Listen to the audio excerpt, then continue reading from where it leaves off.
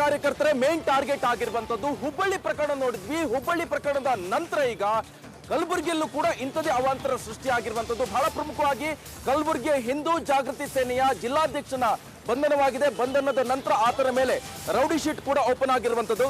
ಕಲಬುರಗಿಯ ಹಿಂದೂ ಜಾಗೃತಿ ಸೇನೆ ಜಿಲ್ಲಾಧ್ಯಕ್ಷನ ಮೇಲೆ ರೌಡಿ ಶೀಟರ್ ಓಪನ್ ಆಗಿದೆ. ಲಕ್ಷ್ಮೀಕಾಂತ್ ಸ್ವಾದಿ ಮೇಲೆ RG ನಗರ ಠಾಣೆಯಲ್ಲಿ ರೌಡಿ ಶೀಟರ್ ದಾಖಲಾಗಿರುವಂತದ್ದು. ರೌಡಿ ಶೀಟರ್ ಓಪನ್ ಹಿನ್ನೆಲೆ ಕಲಬುರಗಿಯಲ್ಲಿ ಕೇದಾರ ಶ್ರೀ ಖಂಡನೆಯನ್ನು ವ್ಯಕ್ತಪಡಿಸ್ತಾ ಇದ್ದಾರೆ. ಹಿಂದೂಪರ ಹೋರಾಟವನ್ನು ಹತ್ತಿಕ್ಕಲು ಕಾಂಗ್ರೆಸ್ ಸರ್ಕಾರದ ಕುತಂತ್ರ ಇದು. ರೌಡಿ ಶೀಟರ್ ಹಿಂಪಡೆಯದೆ ಹೋದ್ರೆ ಉಗ್ರ ಹೋರಾಟದ ಎಚ್ಚರಿಕೆಯನ್ನು ಕೊಟ್ಟಿದ್ದಾರೆ. ಕಲಬುರಗಿಯ ಎಲ್ಲ ಮಠಾಧೀಶರು ಕೂಡ ಸಂಘಟನೆಗಳಿಂದ ಹೋರಾಟದ ಎಚ್ಚರಿಕೆಯನ್ನು ಕೊಟ್ಟಿದ್ದಾರೆ.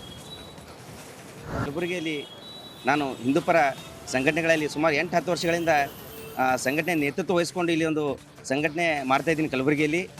ಆದರೆ ಇವತ್ತಿನ ದಿವಸ ನನ್ನ ಮೇಲೆ ಗುಂಡಾ ಕಾಯ್ದೆ ಏನು ರೌಡಿ ಸೀಟ್ ಓಪನ್ ಮಾಡಿದ್ದಾರೆ, ಅದು ರಾಘವೇಂದ್ರ ಪೊಲೀಸ್ ಠಾಣೆ ವ್ಯಾಪ್ತಿಯಲ್ಲಿ. ನಾನು ಇವತ್ತಿನ ದಿವಸ ಮಾನ್ಯ ಆಯುಕ್ತರಿಗೆ ಕೇಳೋಕ್ಕೊಂದು ಇಚ್ಛಪಡ್ತೀನಿ. ಹಾಗಾಗಿ 8-10 ವರ್ಷಗಳಿಂದ ನಾನು ಯಾವುದೇ ಕಾನೂನು ಬಿಟ್ಟು ಕಾನೂನು ಪ್ರಕಾರ ಹೋರಾಟ ಮಾಡ್ಕೋತೇ ಬಂದೀವಿ. ನಾನು ಕಾನೂನು ವಿರುದ್ಧ ಯಾವ ಹೋರಾಟ ಮಾಡಿಲ್ಲ. ಅದಾದರೂ ನಾವು ಯಾವೇ ಹೋರಾಟ ಮಾಡೋದಾದರೂ ಪೊಲೀಸರಿಗೆ 2 ದಿವಸ ಮುಂಚೆ ತಿಳಿಸಿ ನಾವು ಹೋರಾಟಗಳು ಮಾಡ್ಕೋತ ಬಂದೀವಿ. ಅದು ಬಿಟ್ಟು ಇನ್ನೊಂದು ಧರ್ಮದ ಬಗ್ಗೆ ಅಪಪ್ರಚಾರ ಅಂತೂ ಮಾಡಿಲ್ಲ. ಯಾವ ಧರ್ಮೀಯರ ವಿರುದ್ಧ ನಾನು ಮಾತಾಡಿಲ್ಲ. ನನ್ನ ಧರ್ಮಕ್ಕೆ ಧಕ್ಕೆ ಯಾರು ತಂದ್ರೆ ಅವ್ರ ವಿರುದ್ಧ ನಾನು ಹೋರಾಟ ಮಾಡೀನಿ. ಸಾಕಷ್ಟು ಅವ್ರ ವಿರುದ್ಧ ನಾನು ಮಾತಾಡೀನಿ.